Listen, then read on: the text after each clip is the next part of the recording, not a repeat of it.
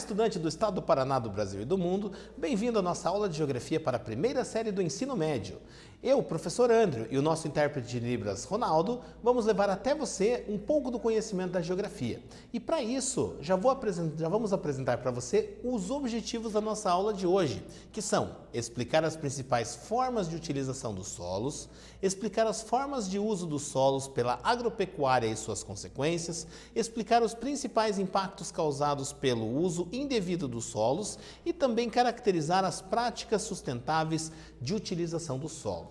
Nós vamos falar um pouquinho da nossa ação sobre os solos e de que forma o nosso manejo, o nosso uso do solo vai influenciar de maneira positiva ou negativa nos solos. Portanto, tenha em mãos caderno, caneta, lápis e borracha para que você possa ir anotando aquilo que estará sendo apresentado na nossa aula de hoje. Aqui eu já trago para você uma revisão de conceitos, para você pensar um pouquinho sobre o que são solos e se o uso do solo compromete a sua fertilidade, se a maneira com qual nós utilizamos os solos estará comprometendo a fertilidade desses solos. A partir dessa reflexão sobre o que são solos e de que forma o nosso uso sobre os solos pode comprometer a sua fertilidade, a gente já vê aqui a definição de solo. Acompanha na tela. Sendo ele um substrato terrestre que contém matérias orgânicas e é capaz de sustentar plantas e vegetais sobre si em um ambiente aberto, sendo ele resultante do intemperismo e da decomposição das rochas. Então o solo ele tem essa característica, ele tem a característica de ser um elemento, um substrato orgânico em ambiente aberto, sendo ele capaz de sustentar a vida vegetal e também animais que habitam no solo. Trata-se de um recurso renovável, ou seja, o solo é um elemento natural que pode ser por diversas vezes utilizado pelo ser humano em suas atividades produtivas. No entanto, a má utilização e a não conservação do solo faz com que eles, ao longo do tempo, se tornem incultiváveis. Então, o solo tem essa característica, ele serve para sustentar a vida e o mau uso, o uso inadequado do solo compromete diretamente a sua longevidade. Então ele é renovável desde que nós utilizemos ele de forma adequada. E agora, já que falamos um pouquinho sobre o que é solo, trouxemos a sua definição, quiz na tela para você. Como podemos definir solo? A. É a crosta terrestre. B. É um manto terrestre, ou letra C, é o recurso natural capaz de sustentar plantas em um ambiente aberto. O que você acha? A, B ou C? Vai lá!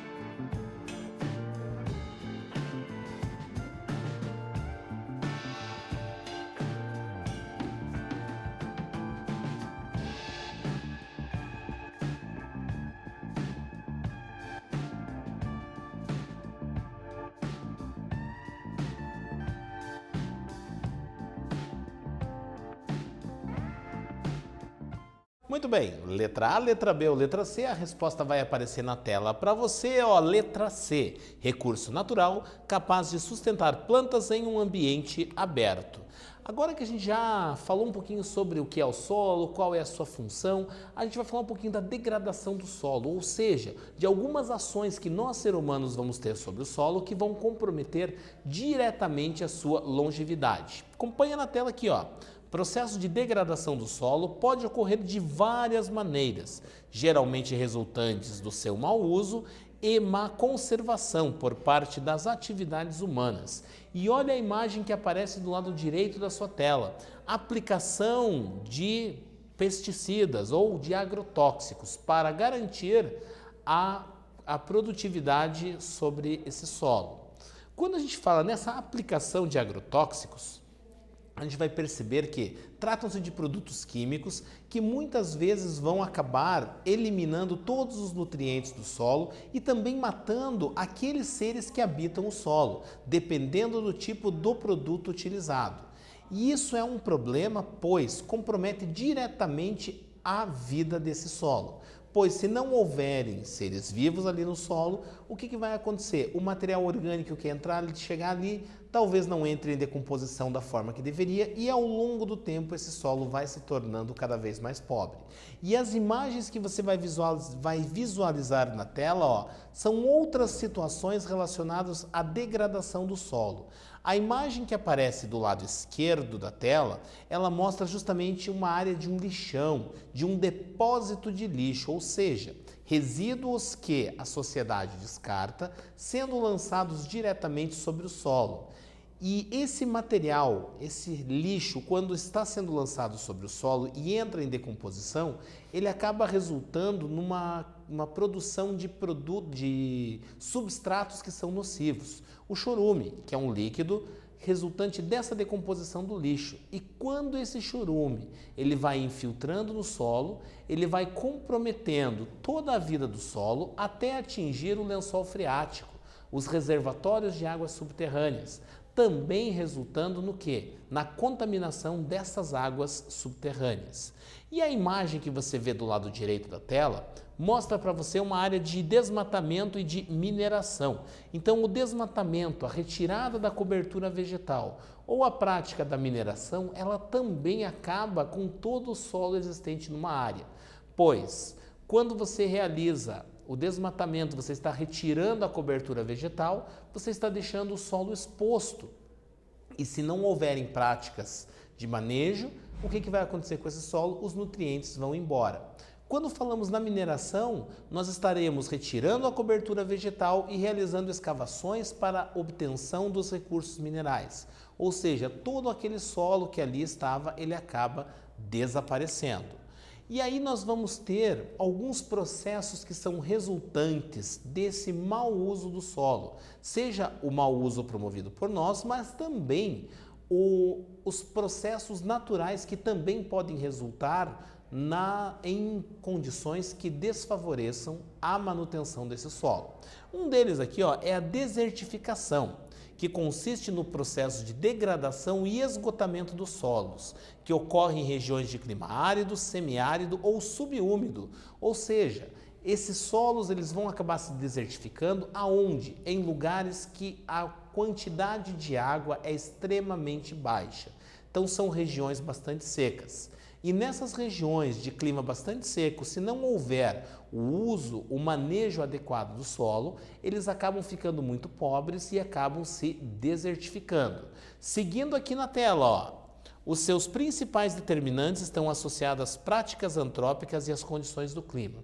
Então, o clima tem um fator importante na desertificação, mas a ação humana também é fundamental para acelerar ou não o processo de desertificação.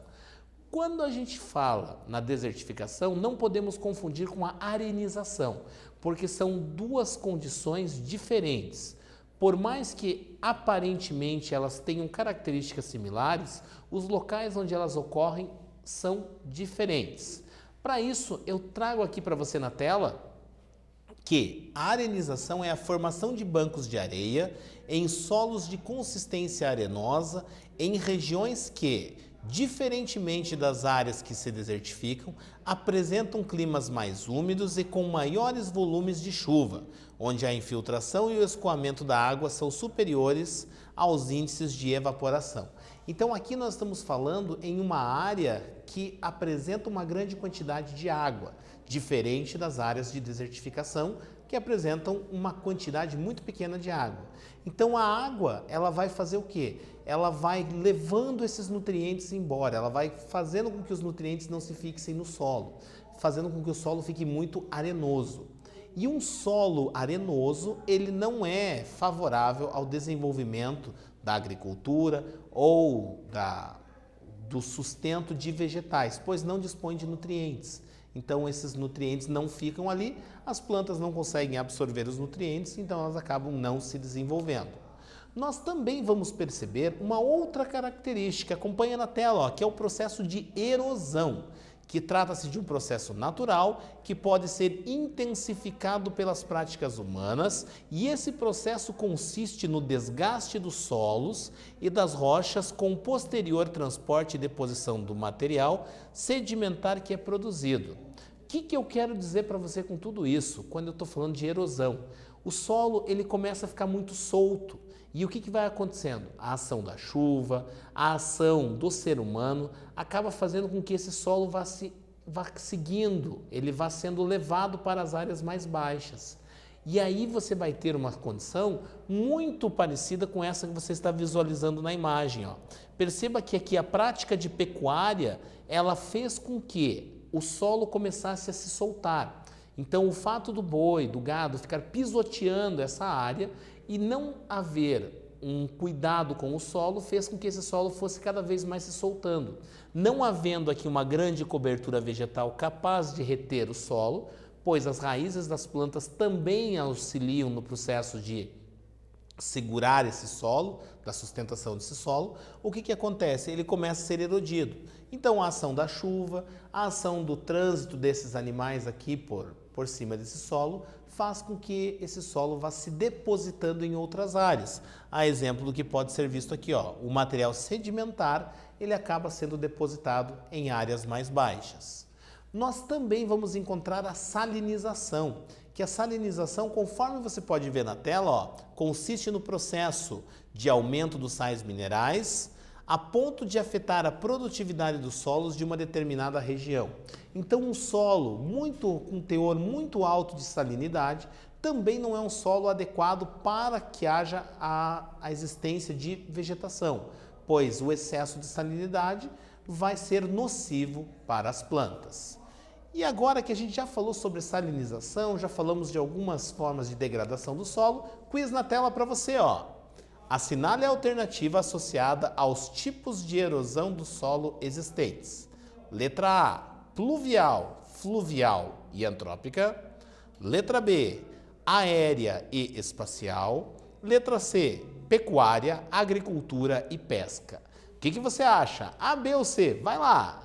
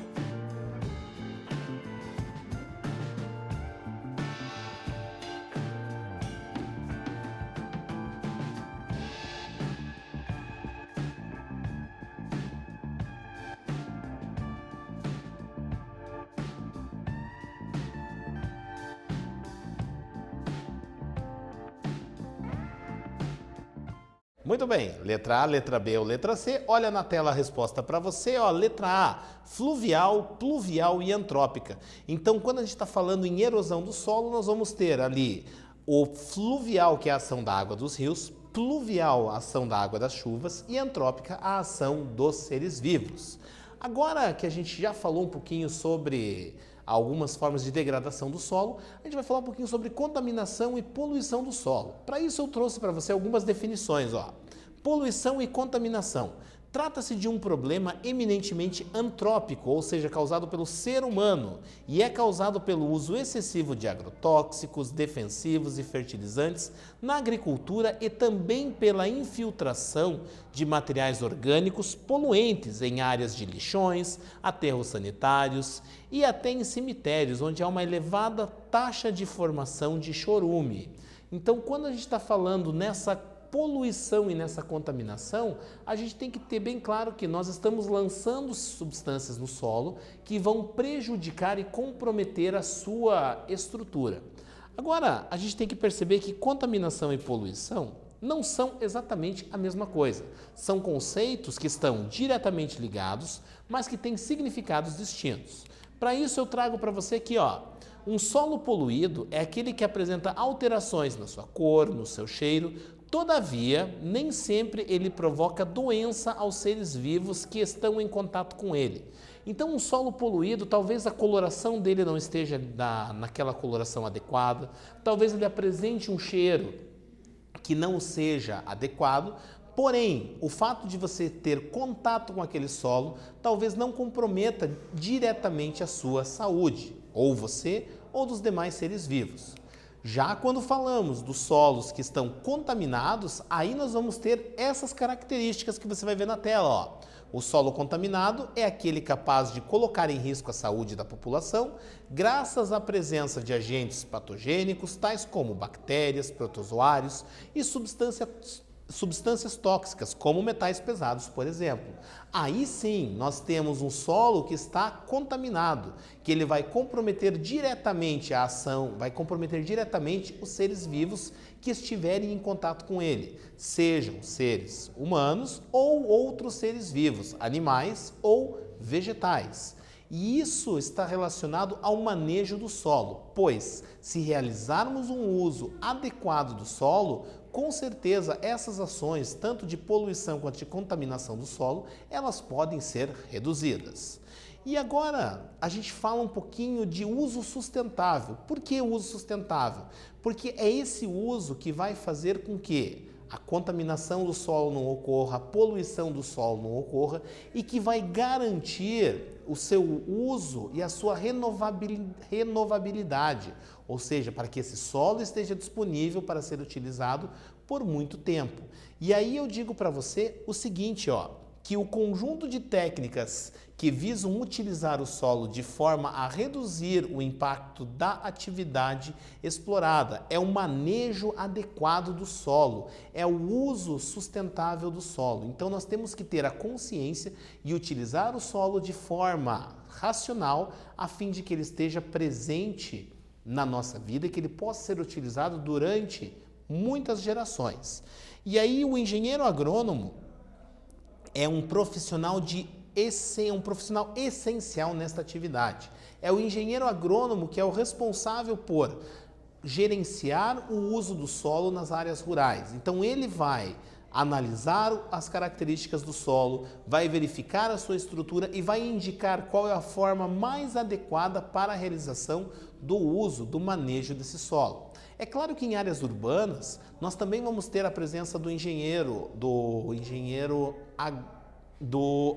agrônomo. Por quê? Porque, por exemplo, quando há a construção de uma rodovia ou quando há a construção de um condomínio, há necessidade de que se conheça aquele solo e que se faça um uso adequado desse solo, que se faça um manejo adequado. Então aí o papel do engenheiro agrônomo também é fundamental. E aqui eu trago para você também algumas técnicas de uso sustentável do solo. Olha só, fertilizantes orgânicos ou com fórmulas menos agressivas. Ao invés de lançarmos sobre as áreas que estão sendo cultivadas agrotóxicos, produtos extremamente fortes, extremamente nocivos, talvez possam ser utilizados outros elementos que sejam menos nocivos ao solo. Quando a gente fala na agricultura orgânica, ela é um exemplo disso, pois utiliza técnicas livres da emissão de poluentes. Então, a agricultura orgânica não vai lançar agrotóxicos sobre a área cultivada. Ela vai ter outras técnicas que garantem a produtividade, porém sem o uso desses produtos que também comprometem o solo. A gente vai ver aqui, análise química do solo, rotação de culturas e plantio direto, que são técnicas relacionadas à prática agrícola que garantem a sustentabilidade do uso do solo, que garantem a longevidade desse solo.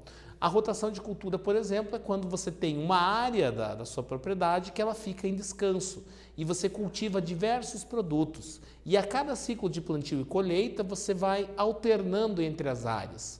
Então, deixa-se sempre um espaço em descanso e aí planta-se, por exemplo, trigo e milho. Depois alterna-se, a área que tinha trigo passa a ter milho, a área que tinha milho passa a ter trigo.